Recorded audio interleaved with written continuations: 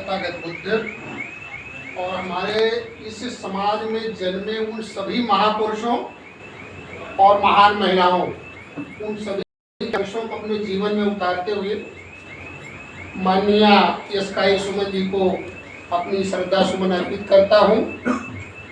साथियों, हमारा ये जीवन जो है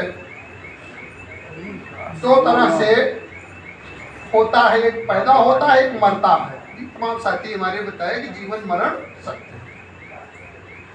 इस जीवन मरण के बीच जब हम जन्म लेते हैं तो जन्म लेने में दो लोगों का सहयोग होता है, एक स्त्री का, एक पुरुष का। एक को माँ कहते हैं, एक को पिता कहते हैं। बिना दोनों के संबंध के हमारा जन्म नहीं हो सकता। इसके लिए जो सदियों से हमारे पूर्वज बताते रहे कि छित जल पावक गगन समीरा, पंच तत्व से बना शरीरा। बुद्ध जब पैदा हुए, जब उनको ज्ञान हुआ तो उन्होंने बताया,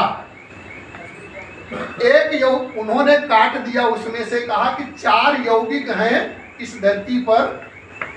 उन 4 यौगिक से हमारा निर्माण होता है, हवा, पानी, मिट्टी और आग।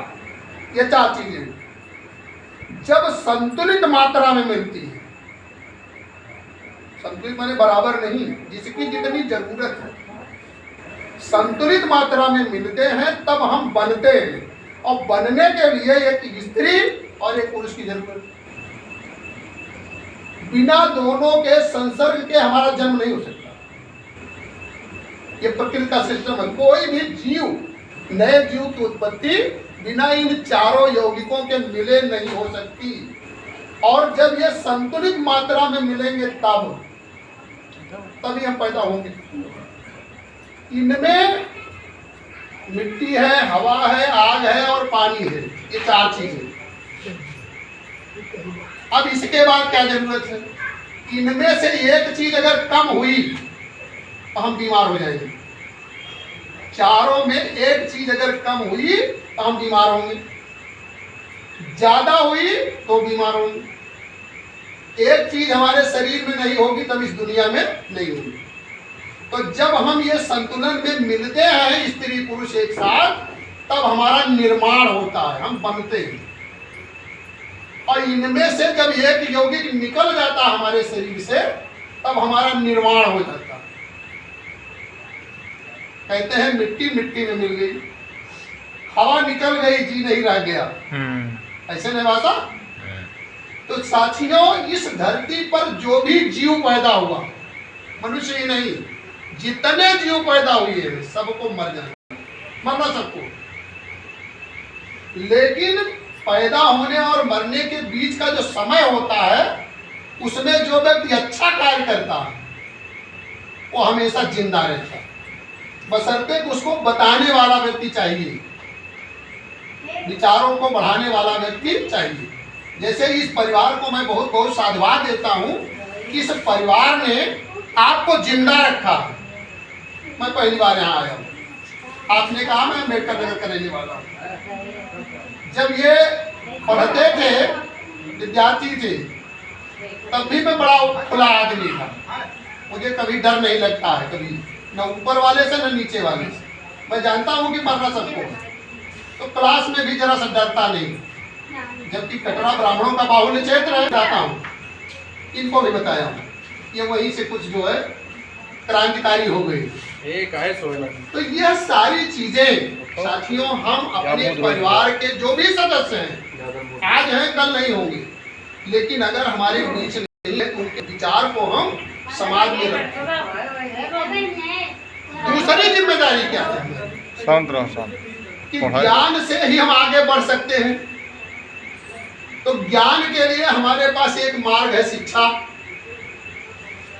और जो शिक्षा कई हजार वर्षों तक हमारे लिए रोक दी गई थी, शिक्षा लेने का हमें अधिकार ही नहीं था, और एक ऐसी भाषा का जन्म हो गया जिसका नाम है संस्कृत, जिसको हमारे लोग पढ़ ही नहीं सकते थे। किताब में लिख दिया गया है, आज भी संशोधन नहीं हुआ, स्त्री शूद्रो ना दीयताम, स्त्री और शूद्र को शिक्षा नहीं देनी चाहिए। लेकिन हमारे समाज के लोग ये बात नहीं जान पाए। इस देश में एक जाति है ब्राह्मण, सबसे सर्वोपरि मानी जाती है। उसने अपने लिए सुविधा युक्त जो है लिखा कि देवाधीनम जगत सर्वम, देवाधीनम जगत सर्वम मंत्रोधीनम देवता और ते मंत्रा ब्राह्मणाधीनम तस्मात् ब्राह्मण देवता।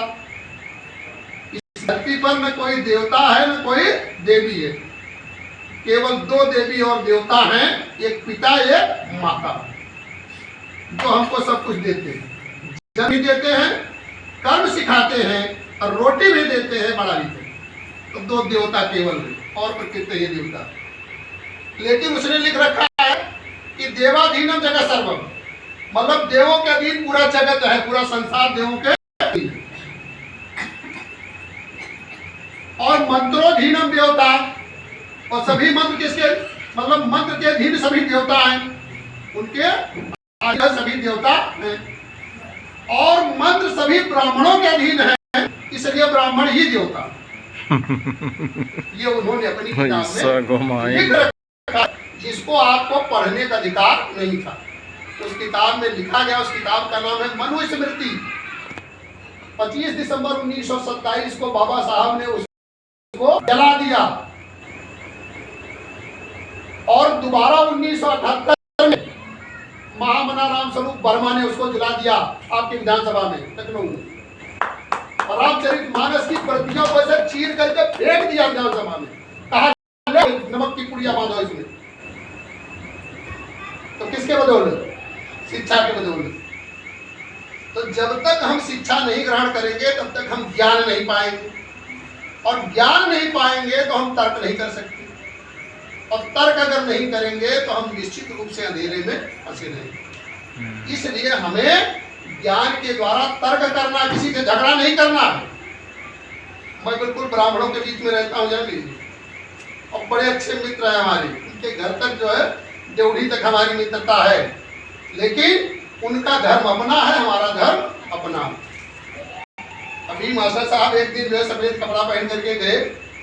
एक पांडे जी जो है साइंस के टीचर हैं, जो रोज फिजिक्स के एमएससी हैं, रोज दुखरनाथ मंदिर आते हैं दर्शन करने के लिए। उन्होंने कहा कि आज तो आप गेम टीचर हैं। हमने कहा नहीं, आज अष्टमी का दिन है, उपोषण का व्रत है, इसलिए वो सफेद कपड़ा पहने हुए। सारे लोग स्टाफ वाले इकट्ठा हुए, सवेरे का समय था। मैंने कहा वो सफेद कपड़ा इसलिए पहने हैं कि आज ये दोपहर से व्रत रहेंगे।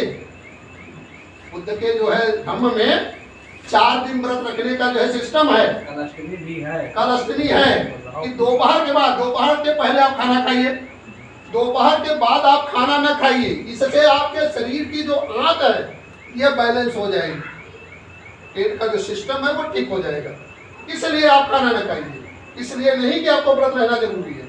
व्रत आप इसलिए रहिए, और उस दिन सफेद कपड़े पहनिए, स्वच्छ कपड़े पहनिए, और विचार को बिल्कुल साफ रखिए, मन को गंदा मत करिए। यह जो है नियम है। 4 दिन अगर आप व्रत रखते हैं तो आपके शरीर को फायदा मिलेगा और धन को भी फायदा मिलेगा। अगर पूरे घर भर व्रत रहते हैं तो एक टाइम खाना नहीं खाएंगे, उससे जो है पैसे बचत होगी, एक टाइम शरीर को बचत होगी, शरीर की आपकी जो आंत है वो रन करेगी। तो जैसे पृथ्वी हमारी चलती है, ऐसे सारी चीजें चलती हैं। तो यह जो सारा सिस्टम है, यह बातें आज से 2800 वर्ष पूर्व तथागत बुद्ध ने किसको बताई? मनुष्य को बताई, मानव को बताई कि हे मनुष्य, इस दुनिया में कोई भी चीज निश्चित नहीं है, केवल कर्म निश्चित है। इसलिए आप किसी चीज को अच्छी तरह से जानो, उसको समझो, तब मानो। लेकिन हम जानने की कोशिश नहीं करते। हमको जो बताया गया वो हम मान लेते हैं, चाहे हमारे दादा दादी बतावें, चाहे मम्मी पापा बतावें, चाहे सास ससुर बतावें, चाहे जेठ जेठानी बतावें, जो भी लोग हमको बताते वही हम मान लेते हैं। हम कभी विचार नहीं करते हैं कि ये सही है या गलत। तो हमें हमेशा हर व्यक्ति को, प्रकृति में मानव ही एक ऐसा जीव है जिसके पास सोचने समझने की क्षमता है। जानवर के पास बुद्धि है, लेकिन सहज बुद्धि है वो सोचने लायक नहीं है, उसको रोटी दीजिए आएगा, एक डंडा मारिए भागेगा, फिर बुलाइए फिर आ जाएगा। लेकिन आपको कोई कर दे तो आप नहीं खाने जाएंगे। यही अंतर है दोनों में। तो हमें जो है हमेशा इस बात को सोच समझ करके तर्क करके ये सोचना चाहिए कि हमें क्या सही है क्या गलत। बिना सही गलत समझे हमें कोई बात नहीं करनी चाहिए। ये कभी लोग कलावा बांटते हैं, उसके लिए भी एक श्लोक है, तेन बद्धो बलि राजा दान वेंद्रो महाबला तेन त्वाम प्रतिबंधाम रक्षे रक्षे माचला। ये जो मैं श्लोक पढ़ रहा हूँ, जब वो पढ़ा है तो आप उसके आधे शब्द जान ही नहीं पाएंगे। मैं तो बहुत साफ आपको बता रहा हूँ।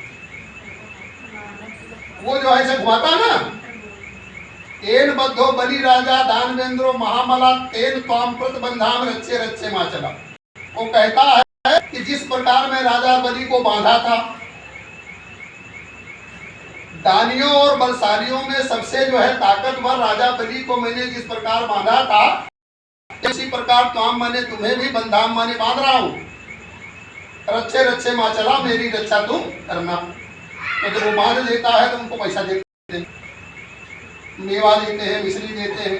आपका खाना नहीं खाता हो, सीधा लेता है, टेढ़ा नहीं लेता, बिल्कुल सीधा लेता। और सीधा क्या है, मतलब एक आदमी को हर चीज का एक पाव हिस्सा चाहिए, तो कम से कम 3 पाव उसको देते हैं। चावल, आटा, सब्जी, दाल, तेल, मसाला, नमक सब उसको देते हैं। तो जब आप सीधा लेते हैं तो उसके घर भर का भोजन हो जाता है। और टेढ़ा अगर करेगा तो अकेला खाएगा, लेकिन आपका छुआ नहीं खाता हो। पैसे में कोई छूट नहीं है, पैसे में कोई छूट नहीं है। उसको जहां से आप निकाल करके दे दे, कहीं रखे हो चप्पल से दे देगा, सोना चांदी दे दे तुरंत ले लेगा, लेकिन खाना नहीं खाएगा।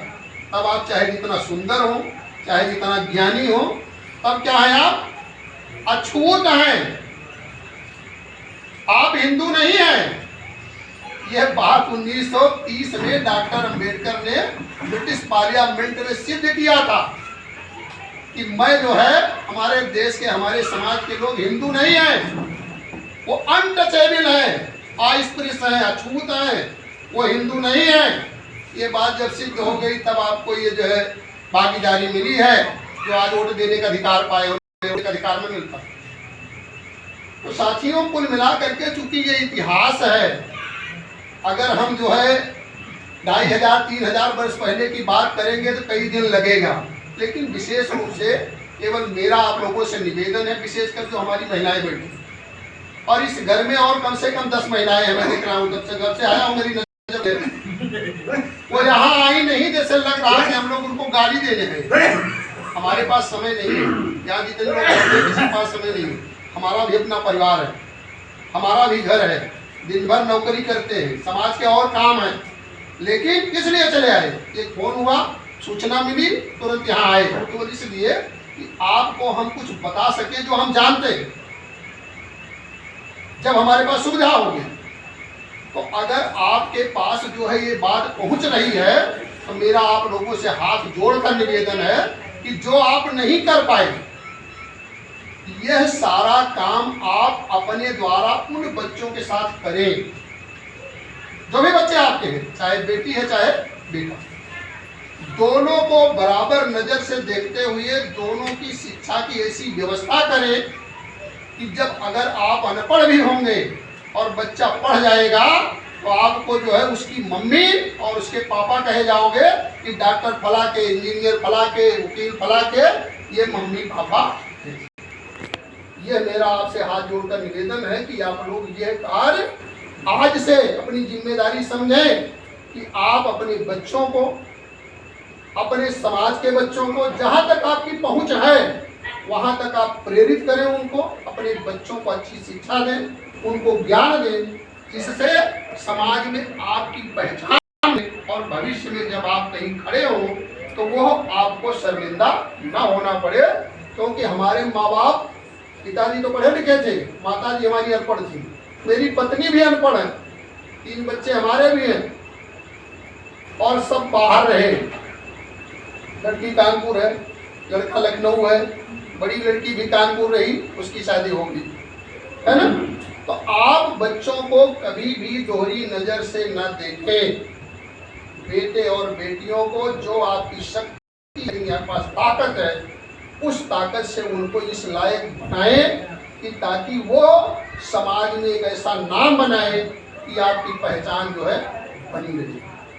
तब तो आप इस श्रद्धांजलि सभा के सहभागी हैं। अगर ऐसा आप नहीं करते हैं, इसका मतलब आपने जो सुना उसका कोई मतलब नहीं है। ये बच्चियां जो बैठी हैं, ये विद्यालय जरूर जाएं, पढ़े लिखें, ताकि यह अपने हित को जान सके। ये हमारा आप लोगों से निवेदन है, क्योंकि समय बहुत हो गया है, बहुत देर से आप लोग बैठे हैं। कुर्सी पर बैठना बड़ा कठिन काम होता, आप यहीं पर बैठे हैं। तो वक्ता तो बहुत आसानी से बोल सकता है, लेकिन सुनना बड़ा कठिन कार्य है। आपने जो इतनी देर तक लोगों की बातें सुनी, उसके लिए मैं पुनः आप लोगों को साधुवाद देता हूँ, बहुत बहुत धन्यवाद देता हूँ।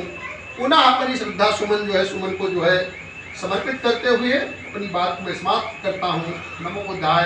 जय भीम, जय भारत।